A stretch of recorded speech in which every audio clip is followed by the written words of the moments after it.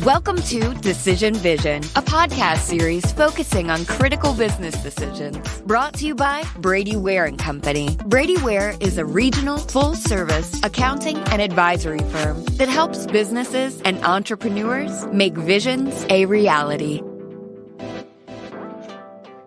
And welcome to Decision Vision, a podcast giving you, the listener, clear vision to make great decisions.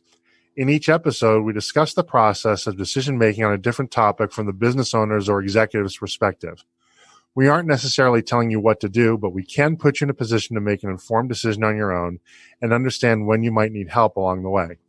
My name is Mike Blake, and I'm your host for today's program. I'm a director at Brady Ware & Company, a full-service accounting firm based in Dayton, Ohio, with offices in Dayton, Columbus, Ohio, Richmond, Indiana, and Alpharetta, Georgia. Brady Ware is sponsoring this podcast, which is being recorded in Atlanta per social distancing protocols.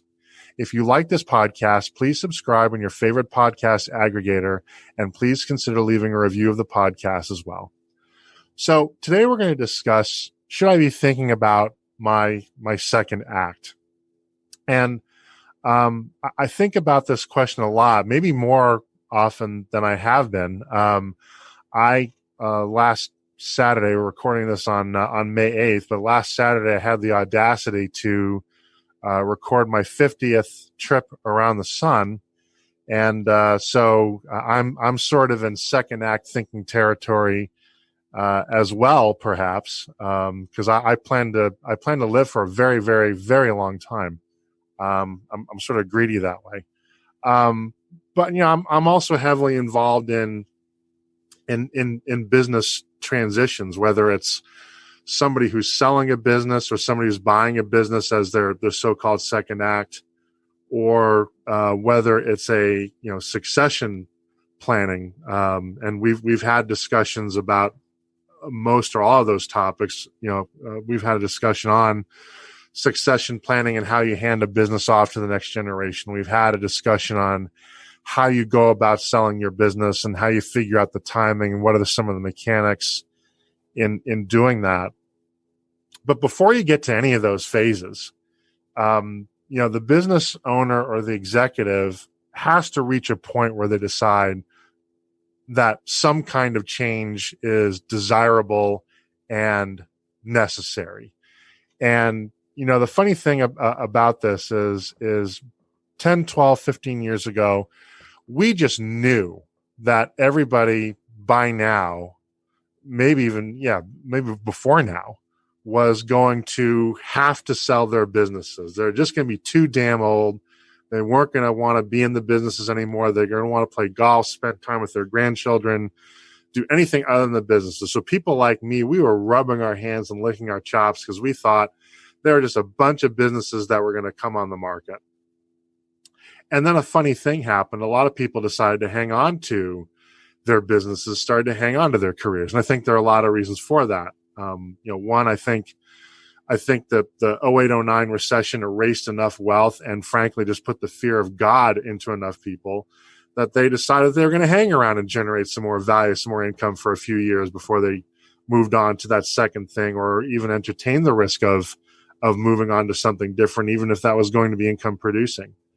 And also what we've figured out, and again, having just turned 50, I appreciate this more than I ever did, is that, 65 ain't all that old anymore. Especially if you've not been working a manual labor job. If you've taken care of yourself and if you're blessed with reasonably good genes, you can be viable and vibrant well into your 70s, and there are business owners who are hanging on to their business even into their 80s. And so this demographic brick wall that we thought was going to happen really has not. Sure, there's been an uptick in sales and transfers, but it has not been this rush to the door of millions of people feeling like they had to sell their businesses because there was a countdown that was going on. Well, here we are a decade after the Great Recession, and we now find ourselves in the COVID, whatever the heck this thing is. I don't know what, I speak 8 languages. I don't know a word in any of them that properly describes this.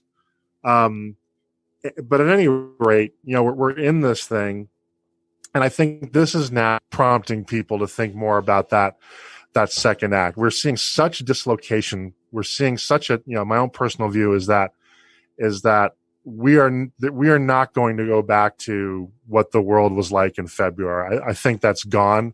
I think people are increasingly realizing that, and they're expressing various stages of grief in doing so.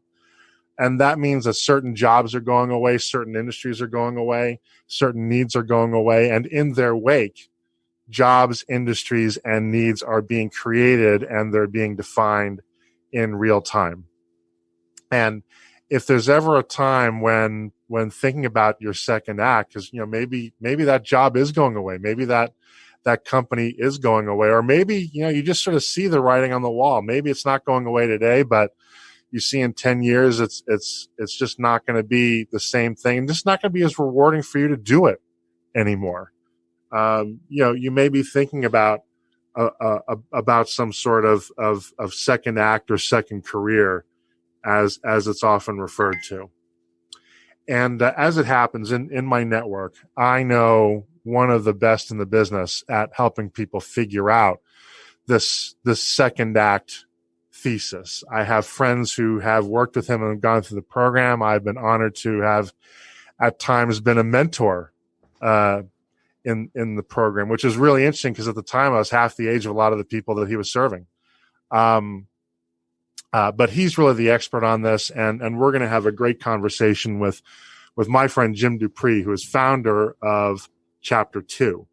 He founded ChapterTwo 12 years ago to help senior executives proactively set their compass for a career path going forward that is both significant and satisfying. All of his clients are selected in part for a commitment to the pay it forward approach, and that's really important. His clientele is somebody that is not just sort of I got mine, but it's somebody that is I got to give back. And Jim, he just brings this breadth of experience. You look at his resume; it's like he's lived 3 lifetimes. He's been an entrepreneur, has raised millions of dollars of capital. He's been an angel investor, which I did not know. So we'll have to talk about that at some point offline. He's been a blue chip company executive, holding executive positions in companies you may have heard of, such as IBM, Ford Motor Company, Coca-Cola Company, and across a range of industries and functions, including manufacturing, financial services, consulting, and so forth. He served as president of the Atlanta chapter of the National Association of Corporate Directors, which is a very exclusive group. And was a founding board member of the New Carolinas chapter, and he was recognized as a board. Jim, and this is where I know Jim primarily, he co-founded and served as president of an organization called CEONet Weavers, and continues to serve on their operating committee. And CEONet Weavers, I can't believe they let me in, but it is a fantastic organization where it's a group of service-minded current and former executives who want to take their knowledge, their networks, and give back to the next generation of professionals, business owners, entrepreneurs, to help them be successful and help position them to turn around and give back to the next generation that is coming back behind them. He is adjunct faculty at Kennesaw State University, which is a fantastic school on the outskirts of Atlanta, and teaches their executive MBA classes. And I did not know this last point, which was he is the author of 2 strategy books for banks regarding effective use of the internet. And I actually do bank valuation on occasion, so I need to read those books. So I'm going to ask him for autographed copies. But Jim, thanks so much for coming on the program. You're welcome. It's a delight to be here. And I'm a big fan of Mike Blake's for all he does to help people too, by the way. So thank you for that. So let's jump into it. So a lot of people know what a second act is, may understand instinctively what a chapter 2 is, but not everybody does. So in your mind, what is it, and why do people need help figuring it out? Okay. Well, to me, it's a pivot. So, going up to the next level in an organization, moving from director to vice president or whatever is not a second act, or moving to another position, similar or maybe higher position in the same industry.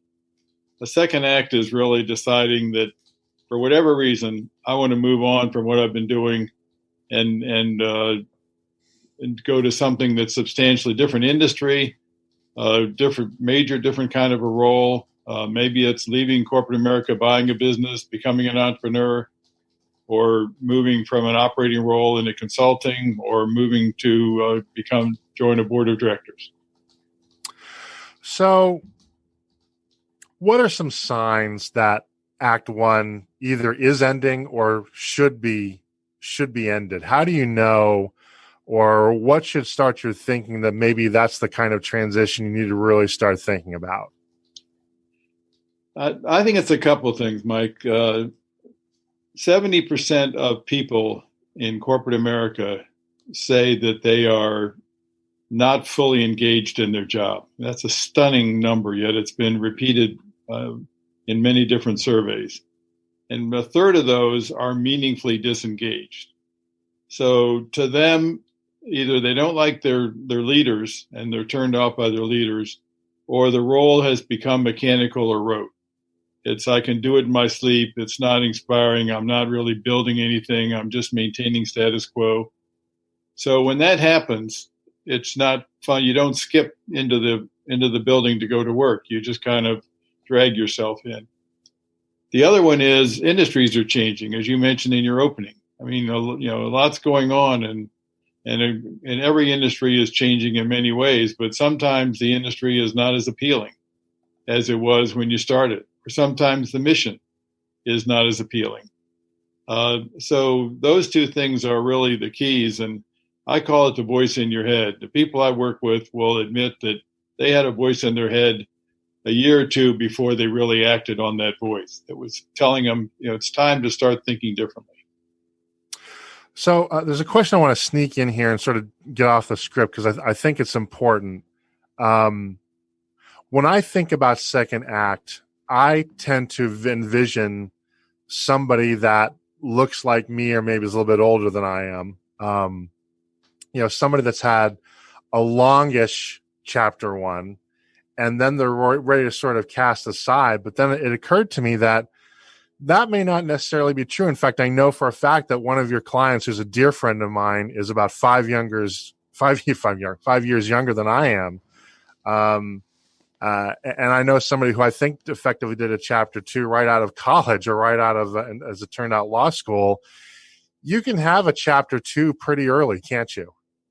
You sure can. It's interesting. So the biggest single group by age group of our clients are people in their 50s. And they are generally saying, I really want to set a pavement. I want to lay the pathway to say that I can continue to be relevant and enjoy the things I'm doing, not necessarily trying to reach higher levels at that point, but I just want to make sure that this plays out in a way that's enjoyable to me, and to the degree possible that I have control over how long I do it, how long I'm in this role versus I find myself being ejected, or as the British say, made redundant. The 40s are saying, I really want to decide if I want to go for the brass ring, the tremendous sacrifices that are required to go for the top jobs. And so I want an independent view of what my probability of success is based on getting to know me really well, and then what that journey looks like versus not going for the top ring, maybe giving up some comp, but having a better balance of life. And people I work with in their 30s are saying, what I'd really like to do is define this so that I can have a time with my family now, and then I can accelerate my career in 5 years. So how do I lay that out? And you mentioned the ones out of college, Mike, and it's interesting because in my mind, everybody going to a top tier MBA school should go through a process like this, because in general, they either leave to go to investment banking or consulting, or in rare occasion to some corporation. They don't fully understand the 100-hour weeks that those things involve and the travel, and they haven't thought through what they would like to be doing in 10 years. So if they did think through and say, well, I may want to still do that at the start because it's a great foundation, but in 10 years, I want to own my own business, or in 8 years, I want to own my own business, they would probably develop a different network even in MBA school, and they would probably take some different courses. So in the last group are the people in their 60s, and they're really saying, I want to lay this out in a way that says that I'm shifting from the title and the comp to things that are more significant to me personally and to my family. Yeah, and sort of a corollary to that too, I think, well, let me ask you this. I suspect that one of the psychological hurdles that you have to overcome is the notion of sunk cost, right? I suspect that one area of resistance to taking on that second chapter is, well, I have a lot invested in chapter one. How do I just sort of let that go? Now, the accountant training in me, I'm not an accountant, but the accountant training in me says, well, rationally, you ought to think of that as a sunk cost. And I have a friend I mentioned, did an early chapter two. He actually happened to be my RA in college, and now we're back together here in Atlanta. He went to law school, worked in law school for a year, and then decided that he hated it and went into technology, right? And that was kind of tough, but at the same time, he'd already spent that money, so it wasn't like he was going to get it back necessarily by going back and being a miserable attorney. Does that ever enter the mindset of some of your clients? And if so, how do you kind of break that down? It really doesn't. I mean, I'm a big believer in we are where we are now. How do we move ahead? Okay. And people that what they're looking for is more significance and more satisfaction. And if they weren't getting it, then you got to walk away from that cost. It's one of the questions I think, Mike, is there a need for a second act, period? And as I look at a couple of numbers, so 50% of college students change their major during college. And whatever they thought they were going to do, then they go change. Maybe a funny analogy, but the divorce rate, the odds of staying married to the same person are probably 40%. And As you pointed out, we're all going to work for 50 years or more in today's world. So it would be very natural to say, I don't want to spend 50 years of my life doing the same thing, particularly if it's not making me happy. Now, let me take the flip side. Are there signs where, and it sounds like it's a rarity, but the natural question is, for some people, maybe one act actually is enough, right? Are there signs where, maybe you think, let me ask the question differently. How do we distinguish the need for a second act from a garden variety midlife crisis? That's a good question. So to me, there are two reasons why you don't need a second act. The first is you're just really enjoying what you're doing. Yeah. So if you're really enjoying it, then why go to something else? And the second is you're building a business for your family. You're building a legacy. And you feel really good about that, and you feel good, and it's relevant, and it's substantial to you. So if those two things are present, then there's no reason to think about a second act. A third thing that keeps people from thinking about one is being risk averse. That's not the right reason, but it certainly happens a lot. Yeah, and in fact, I imagine perversely, the riskier thing is staying in the thing that you don't find fulfilling. Correct. And it's riskier for your health as well as your finances. So, you deal with people that are considering and implementing the second act that come from a variety of backgrounds. They're entrepreneurs, business owners, family business owners, executives in large companies, small companies. Are there common threads to all of them, or does the background of the individual tend to shape what the trajectory of the second act looks like? Or do people just sort of come to you and help them and say, hey, here's my life, it's a whiteboard, and then you're going to help erase it so you sort of get a fresh mental start?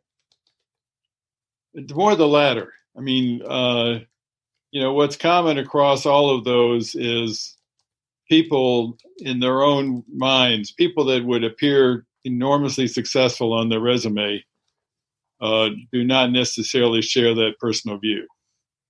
and even more frequently is, it's been great to be the CEO of a company that makes catalytic mufflers, but that's not exactly the legacy that I'd like to leave.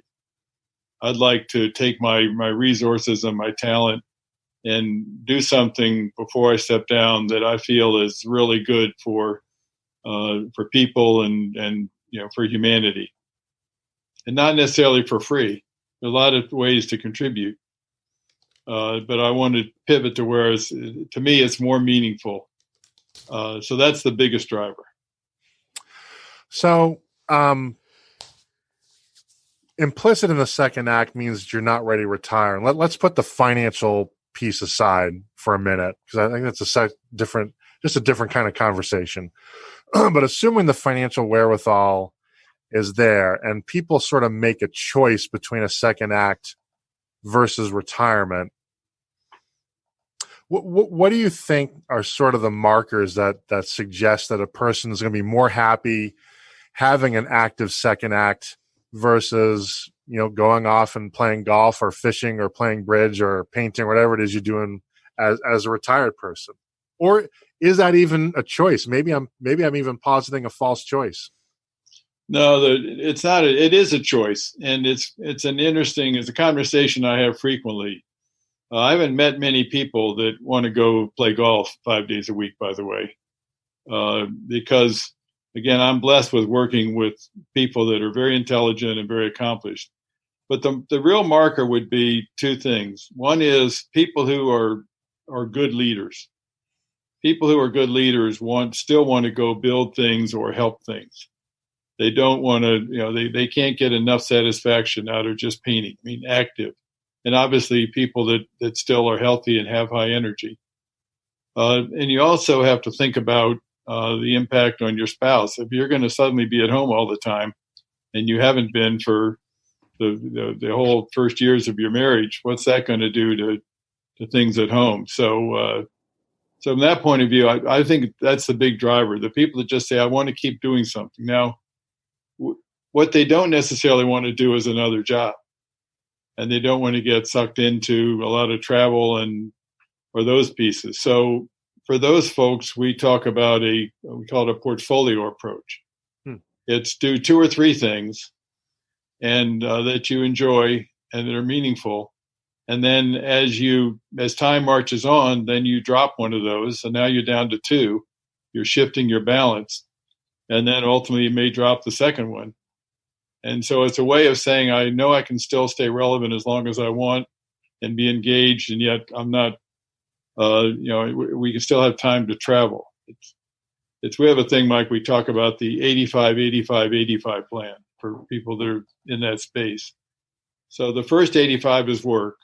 Those are the days, there's 240 days in a year. So it's probably actually 245 days. So the first 85 is work. So you're doing stuff that, you would call work. It's just at a diminished rate of intensity. The second 85 is intellectual stimulation. So it's going to conferences, it's reading things, it's learning things, it's participating in discussions so that you're still keeping your intellectual juices flowing. And then the third one is recreation and travel. So more time with your spouse, and people really respond well to that notion. And most of the people I work with have a lot of trouble containing the first part to 85. They want to keep expanding that to where it's almost back to where it had been before. And so in your role, I'm giving you a little bit of extra self-promotion, but that's okay, because I think it's important. Because you can it sounds like you can have that scope creep, if you will, in your chapter 2. Do you, or do people sort of have somebody else that tries to help keep tabs on them and say, hey, look, I thought you wanted to do chapter 2, but you're starting to look awfully chapter 1-ish of late. Do you sort of help them manage that and have and help them develop the habits of being a chapter 2 person? Yes. And our business model is pretty unique. I think Mike mentioned that all of our clients are pay it forward. They're wired to help other people. It's part of our screening. So we just have when you become a Chapter 2 client, you become part of our family. And I look forward to and reach out to engage on both a personal and a career basis and stay in touch. And no one has ever abused that. If anything, people are too careful about wanting to take advantage of that. But it's been a wonderful part of what we do. So we talk about second chapters, but is that necessarily, the upper bound? A lot of us are going to live to be 90 to 100. And particularly if we have some medical advances, we'll still mostly have our marbles when that happens. Is our third and fourth chapters potentially on the table in your view? Well, this is either my sixth or seventh. Okay. So they definitely are. And I think, I would say 3 would be a norm. I mean, the idea of a lifetime job is kind of gone away. We're all, the tenure in roles is reducing constantly, the time we spend in roles and the opportunities to make a change. So if the average isn't 3 or 4 already or within 5 years, I'll be surprised. And what is that?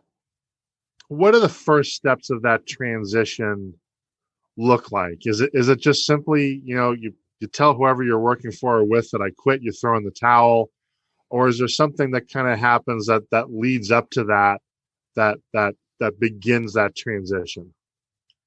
It's definitely the latter. And so before I started Chapter 2, I spent 5 years leading an outplacement center for C-suite executives. And most of them had been completely surprised that all of a sudden they're no longer there. This wasn't a client, but I knew one guy who had 6 months severance. So for 6 months, he went out and got all dressed up and drove to a Starbucks and just spent the day there. So he didn't have to tell his wife he lost his job. It's very, yeah. I only see that on TV. I never knew people actually did that in real life.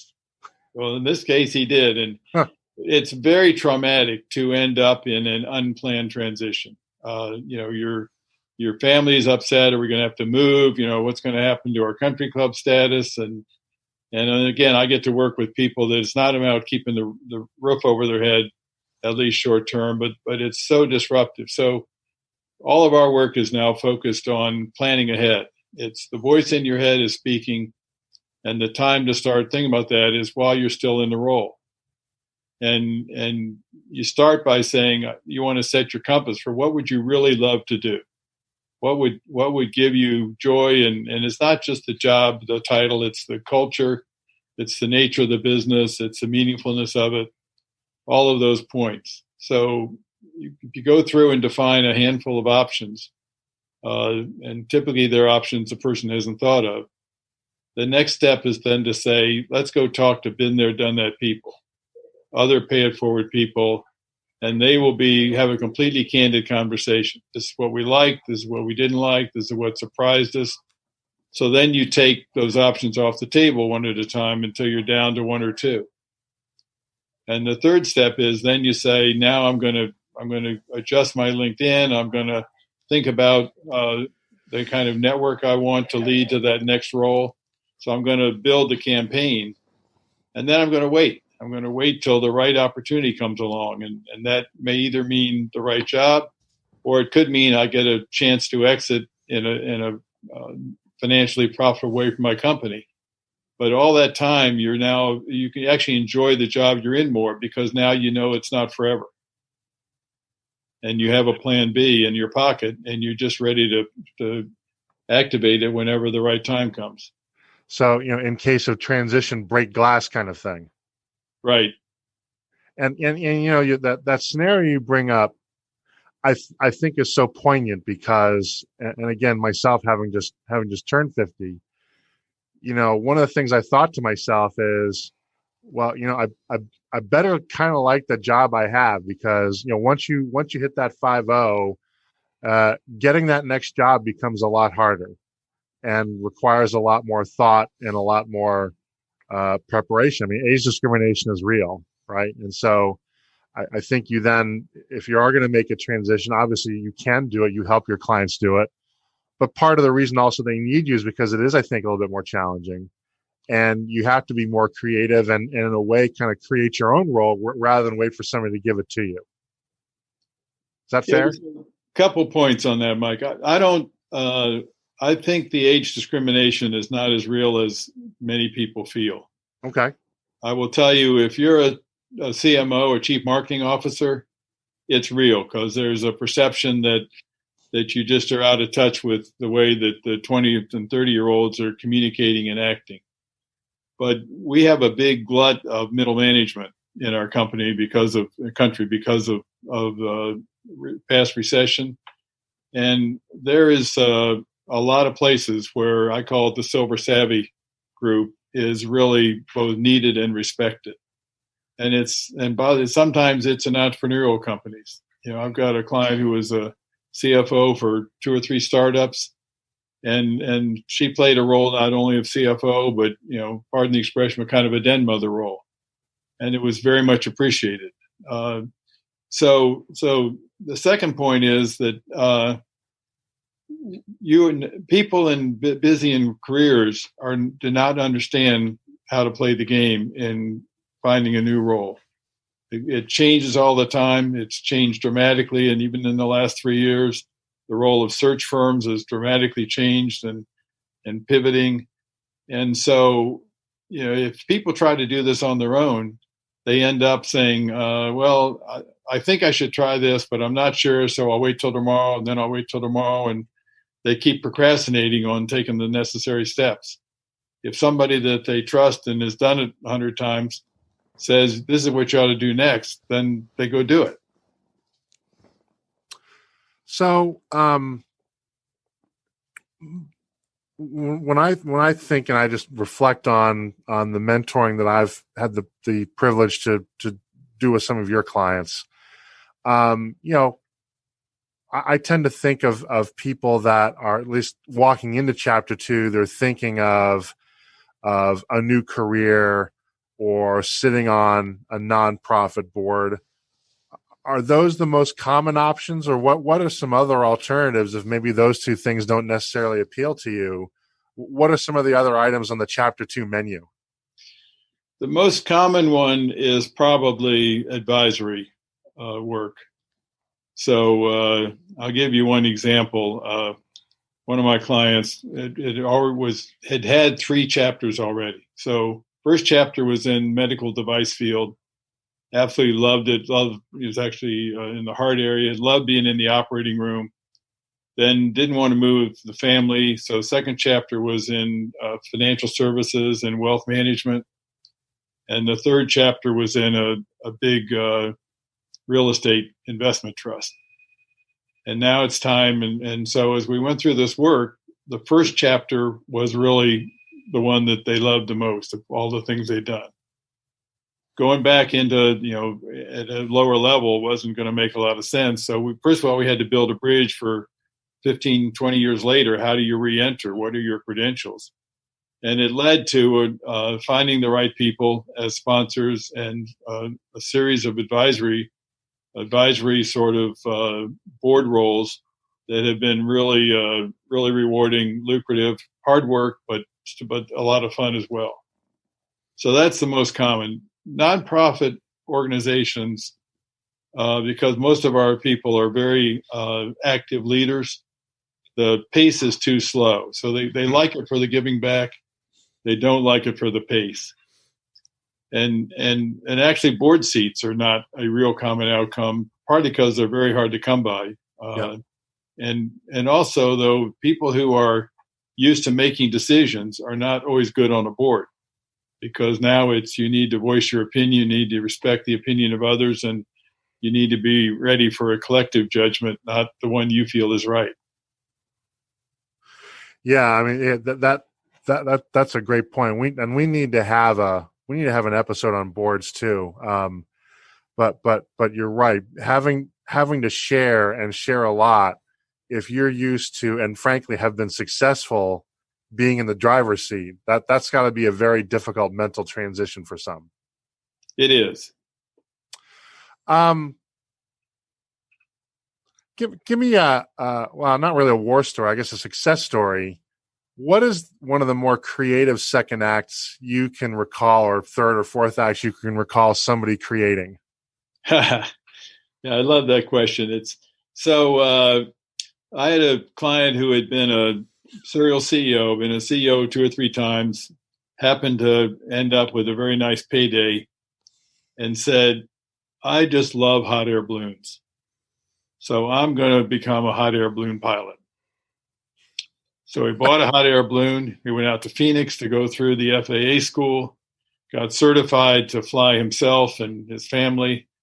Really enjoyed that. Decided he was going to take it the next step and get certified as a commercial pilot. And so he did that. He was based in Florida. And he did that for a couple of years, and then ultimately discovered that the life of a commercial hot air balloon pilot is you wake up at 3 a.m, you collaborate with the other pilots and decide where the right takeoff spots and landing spots are so you can arrange all the equipment.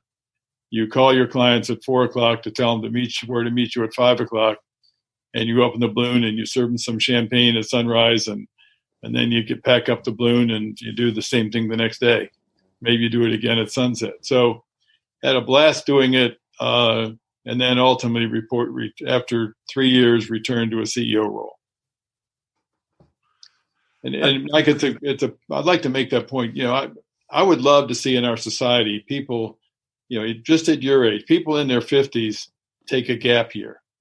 We take it as college students, but way too many people end up work until they're too frail to travel the way they would like, and you don't have as much energy around all the pieces. So we could ever figure out in society how to say it's perfectly okay to take a gap year in your 50s for 1 or 2 years and then return highly energized, I think it'd be wonderful. Yeah, I mean, and that interesting you bring that up. So that balloon story, first of all, it hadn't occurred to me there's a commercial pilot rating for hot air balloons. It makes sense, right? You're not getting me in a hot air balloon anyway, but if you were, I'd rather it not be the second flight that person had ever taken. So I learned something there, but interestingly, that did wind up in effectively being, I guess, a 3-year sabbatical, right? Before he then returned to his conventional career. And odd hours aside, I'm sure it was very rejuvenating for him. Absolutely. And he probably has about the best photo album you can imagine. I'm sure that's true too. And lots of champagne corks. So what is the process? I know you go through a pretty detailed and lengthy process on how you figure out what that next act, I'm going to call it next act from now on, should look like. Can you tell me a little bit about that and why those steps of that process are so important? Sure.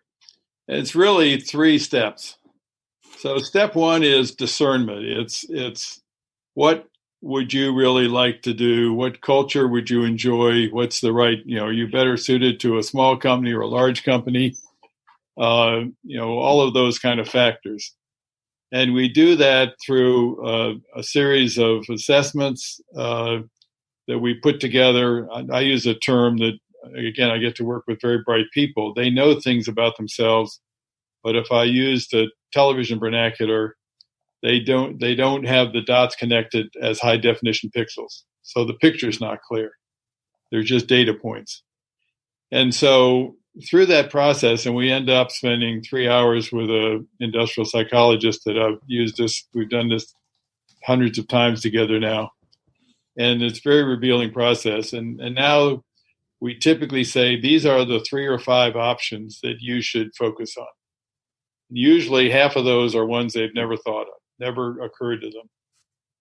We also say, these are the things you should avoid, because when people start thinking about a transition, they want to look at everything. It's like a big market, and I want to go down every aisle. And it's a mistake to chase rainbows, and you confuse your friends, and you say, well, I was talking about this, but now I'm talking about this. So it's important to say, what should you avoid and what should you focus on? So that's the step 1. And then once we get that defined, it's these conversations I mentioned earlier with been there, done that people. and you say, I know I could do that, but that's not as exciting to me as the second one on the list, so I'm going to drop that one off the list. The third part is, how do you get yourself in the market? So, and that means that opportunities, the ones you want, are going to find you.